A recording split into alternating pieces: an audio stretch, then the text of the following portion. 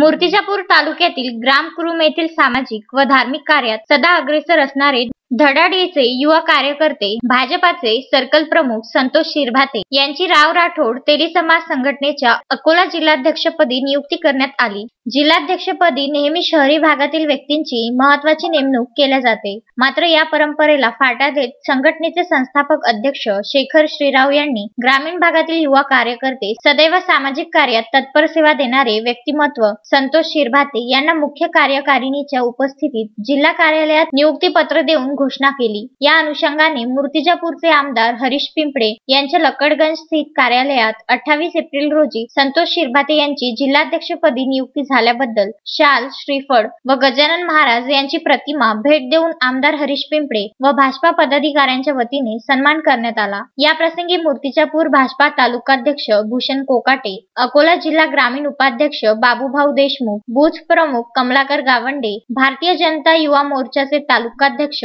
पप्पू मुळे, शहर उपाध्यक्ष अमित नागवान, सरचिटणीस अनंत विरुडकर, नगरसेवक संदीप जळमकर आदींसह कार्यकर्त्यांची उपस्थिती होती। बाळासाहेब गणोरकर, विदर्भ न्यूज, मूर्तिजापूर।